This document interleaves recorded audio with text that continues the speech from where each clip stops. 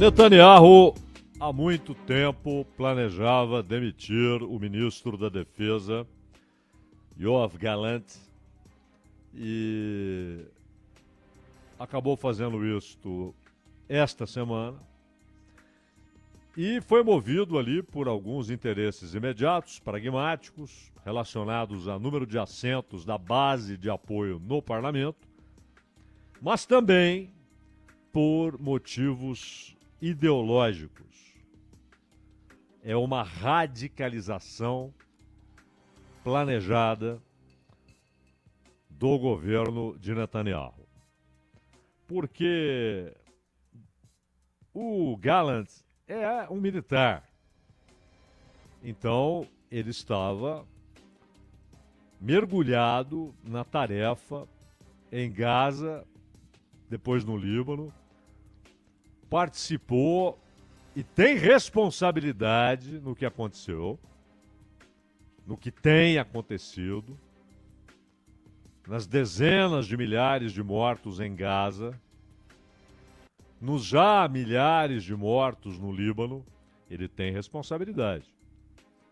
Porque ele não dá a palavra final, mas ele concorda, ele faz parte do gabinete de guerra, fazia parte. E comandava as ações.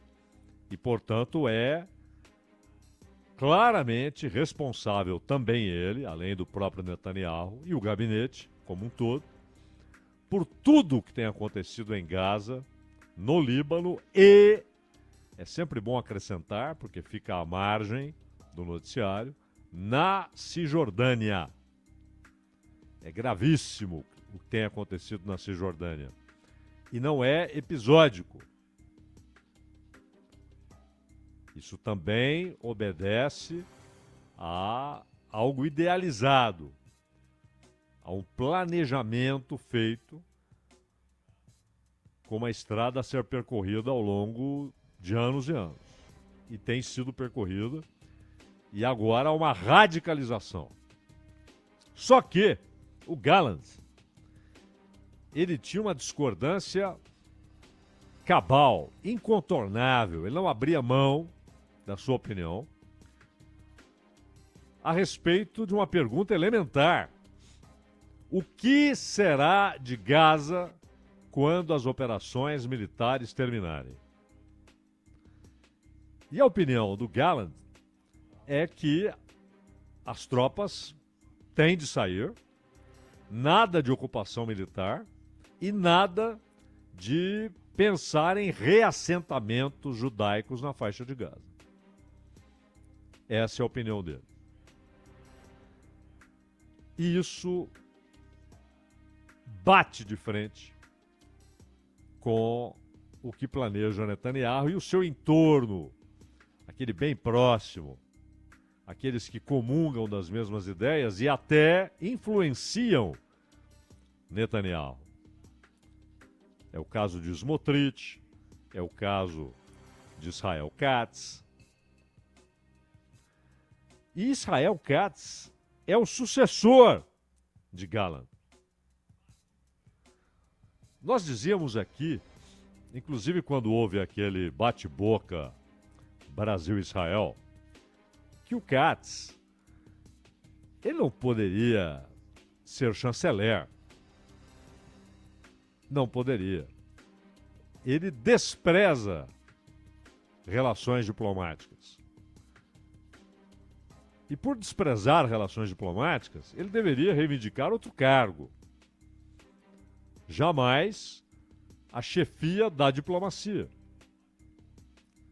E é um ideólogo fanático, comandando as relações exteriores de um país.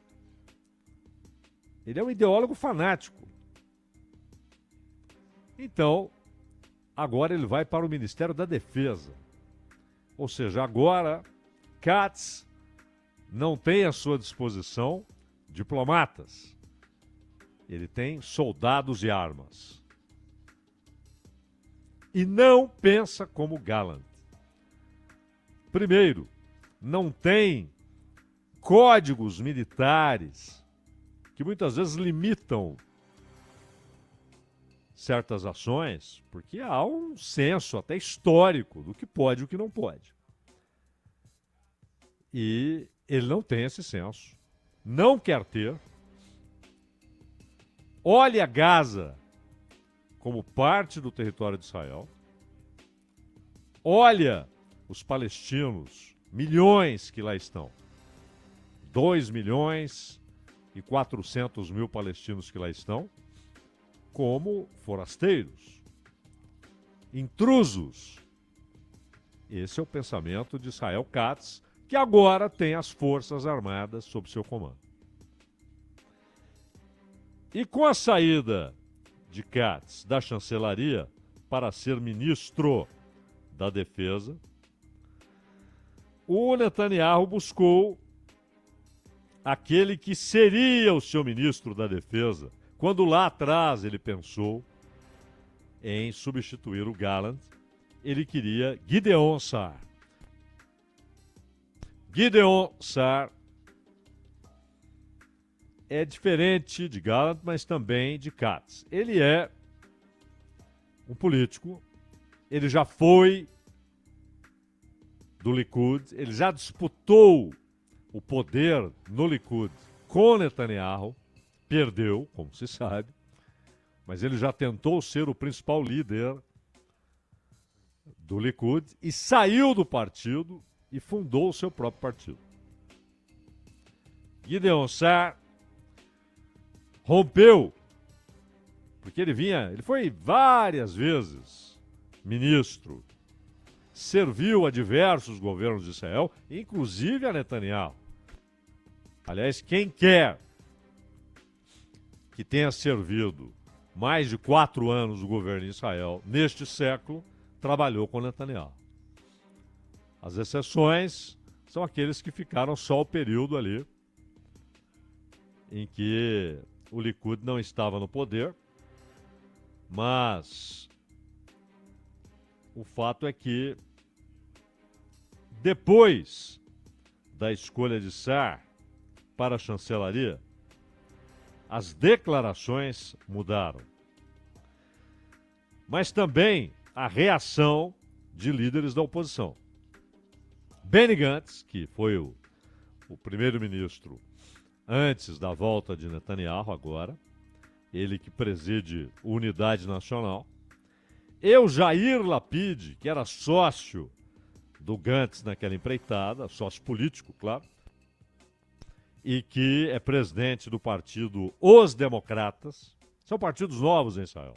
Os Democratas, a Unidade Nacional e o partido do Gideon.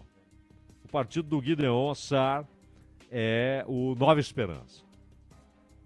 Todos partidos novos, né? E que são, ao fim, dissidências, defecções, lá atrás do Partido Trabalhista e depois, principalmente, do Likud. Mas há os partidos religiosos.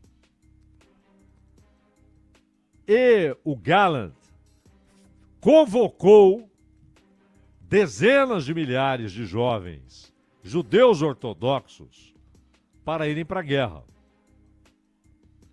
E há um acordo estabelecido desde Davi Ben-Gurion, de que essas pessoas, por imposição de suas consciências, não servem às Forças Armadas. Homens e mulheres são convocados, a reserva em Israel, ela é muito acionada, o sujeito sai do serviço ativo, vai para a reserva, mas ele é acionado muitas vezes. A maior parte da população tem algum tipo de treinamento militar, alguma experiência com treinamentos militares e com armas. Mas os judeus ortodoxos, ultra-ortodoxos, estão isentos. E há uma discussão, muitas vezes o parlamento decide, o judiciário decide que não pode haver essa isenção. Mas mesmo o judiciário dizendo que não pode haver a isenção, o governo pode dizer não convocaremos, né? Vamos respeitar o acordo estabelecido desde Davi Ben-Gurion. E o Gallant, percebendo necessidade de ter mais gente à disposição das Forças Armadas para as ações no Líbano, em Gaza e na Cisjordânia, além da prontidão, por causa da possibilidade de um novo ataque do Irã, e além de ser um país que exige mobilizações militares em todos os lados, em Jerusalém, em Tel Aviv, na Galileia. Você precisa de gente mobilizada. Ainda há as colinas do Golã, que são da Síria, estão ocupadas por Israel. As montanhas, as fazendas de Sheba, ocupadas por Israel, pertencem ao Líbano. E as colinas do Golã pertencem à Síria. E lá há a presença militar permanente, é claro. Então você precisa de muita gente. E ele começou a convocar jovens desses movimentos religiosos, e aí eles chiaram. E disseram para o Netanyahu: se essa convocação for mantida, não conte com os nossos votos. O Likud sozinho, ele não chega nem perto das 61 cadeiras necessárias para ter maioria no parlamento. Não chega, pouco mais da metade o que ele consegue. Então ele precisa fazer acordos, coalizões. E os partidos religiosos, alguns são só religiosos, outros são religiosos e nacionalistas, e há também aqueles que são só nacionalistas. São seculares, não são religiosos, são nacionalistas. Mas esses religiosos, nacionalistas ou não, deixaram claro para o Netanyahu: se essa convocação for mantida, não conte com os nossos votos.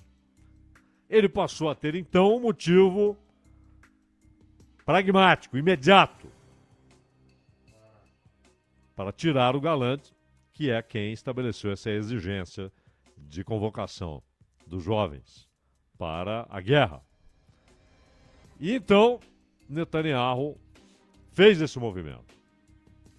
E também, ao mesmo tempo, ele tenta atrair os parlamentares do Nova Esperança, do partido do Gideon Sa'ar. Mas ele já queria tirar o Gallant porque há discussões intensas que não são divulgadas, seus resultados, suas conclusões, seus termos, seu teor, porque é um assunto muito delicado. Gaza. E depois?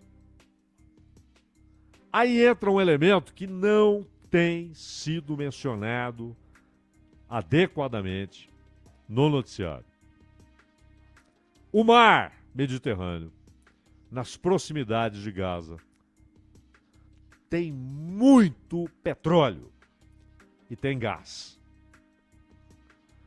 Para Israel, uma produção relevante em larga escala no mar Mediterrâneo representaria um salto econômico e até uma elevação de sua soberania, inclusive perante os Estados Unidos, a Europa Ocidental. Israel, que tem uma diversidade produtiva considerável, principalmente o setor de tecnologia, mas garantir petróleo para si e para o mercado. E é claro, o grande parceiro sabe disso. Os Estados Unidos sabem disso. Os Estados Unidos gostam muito da ideia de ter aquele petróleo sob controle de um aliado, que é Israel. Não um aliado inconstante, mas um aliado permanente, até por iniciativa dos Estados Unidos. Israel muitas vezes fala alto com os Estados Unidos. No governo Obama houve várias tensões entre Israel e os Estados Unidos, principalmente quando Obama tocou adiante aquele projeto que estabelecia termos para a indústria nuclear do Irã. O Netanyahu foi aos Estados Unidos, foi ao Congresso discursar contra aquele projeto do Obama, que foi para frente, mas no fim em nada deu. Até porque o Ocidente não cumpriu sua parte, não levantou as sanções. E aí, claro, o Irã não se sentiu obrigado a cumprir a sua parte nas limitações estabelecidas para a produção e enriquecimento de urânio. E urânio é aquela história, se você consegue enriquecer mais de 20%, você consegue enriquecer 90% e fazer a bomba. Então é claro que o Irã tem a ciência e a capacidade para produzir a bomba. Falta a decisão política. Se é que falta. Se é que falta, ainda mais agora. Agora há uma motivação política para produzir a bomba. O Irã é uma obsessão dos Estados Unidos há 45 anos. E Israel, bem armado, é uma espécie de garantia de uma espada constantemente colocada sobre o Irã. Assim como há uma espada iraniana, que pode ser chamada de espada persa, também permanentemente sobre a cabeça de Israel. Isso interessa aos Estados Unidos. É bom lembrar que aquela região produz 60% do petróleo do mundo, considerando as reservas. É bom lembrar que naquela região passam partes expressivas das mercadorias que circulam pelo mundo. Grande parte das mercadorias passa por ali, grande parte passa por ali. Estreito de Hormuz, Golfo da Pérsia. Aquela região é estratégica, militarmente, economicamente, comercialmente e politicamente. E a descoberta desse petróleo na faixa de Gaza levou a muitas reconsiderações em Israel. E aí vem um Katz e vem um Gideon Sa'ar. E eles se juntam a Smotrich e passam a defender abertamente, publicamente, mas também, claro, nas reuniões de gabinete com Netanyahu, a anexação pura e simples, sem satisfações de Gaza. E a devastação empreendida facilita muito esse processo. A ideia de 2 estados, aliás, ela é tratada pelo novo chanceler, Gideon Sa'ar, como uma coisa completamente irreal. E nós temos dito aqui que esse trem passou. E nós continuaremos ouvindo líderes de várias partes do mundo, sempre que perguntados a respeito, vêm com a resposta padrão, com o mantra. A saída é o estabelecimento de 2 estados. Esqueçam. O Hamas não quer, Israel não quer. A alternativa que circunstâncias políticas, e aí sejamos claros, a pressão dos Estados Unidos, que tem influência para isso, é indiscutível. A única alternativa que se poderia produzir é um Estado, porém, com todos os seus cidadãos tendo os mesmos direitos. Todos os seus cidadãos podendo votar, podendo ser votado. Como nós temos populações quase idênticas numericamente, na quantidade de judeus e palestinos, e aí, claro, você tem categorias, né? Porque quando... Não, mas espera aí. Os árabes israelenses têm direitos, têm partido, têm presença no parlamento, não há dúvida. Eles não têm a plenitude dos direitos, mas têm muitos direitos. Mas quem vive em Gaza não é cidadão. Não tem direito.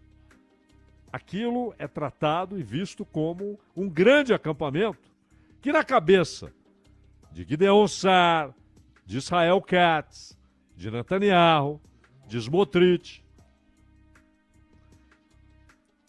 é algo temporário. Esse acampamento tem de ser desmontado.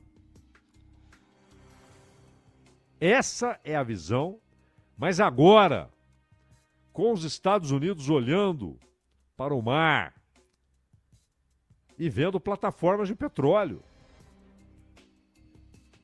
E é claro que se Gaza, em algum momento, é oficialmente parte de um Estado que não é Israel, aquele petróleo é deles. Pelo menos naquela faixa. Mais ao norte é de Israel. Mas naquela faixa onde há concentração de reservas de petróleo, seria deles. Quando menos teria de haver uma divisão, meio a meio. Isso representaria o envio por Israel de centenas de bilhões de dólares para os palestinos. Isso calculando uma produção plena de petróleo. Trump deu muita corda para os acordos de Abraão, que trouxeram alguma esperança para a região. Acordo Israel-Emirados Árabes, e não só na Ásia, mas também no norte da África, Marrocos, que já havia o Egito, aí o Marrocos, já havia a Jordânia, aí Emirados Árabes, Bahrein, e Emirados Árabes e Bahrein não fariam acordo sem concordância da Arábia Saudita. E esse era o passo seguinte. E o Netanyahu, ele até já falou das muitas promessas que ele faz, mas também das exigências que ele faz para um acordo com a Arábia Saudita. Ele diz que é importantíssimo para Israel ter esse acordo. 7 de outubro de 23 quebrou essa rota. Abriu uma cratera nesse caminho. Paralisou as negociações. Só que, paralelamente, a China conseguiu o que parecia inimaginável: aproximar o Irã da Arábia Saudita. E é claro que, nesse momento, a Arábia Saudita olha para Israel, olha para o Irã e diz o quê? Eu preciso ter armas nucleares. E até por isso, a Arábia Saudita, vendo a complexidade do jogo,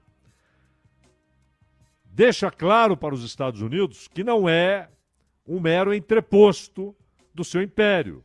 E aproxima-se do BRICS. E filia-se ao BRICS, embora com idas e vindas de Mohammed bin Salman.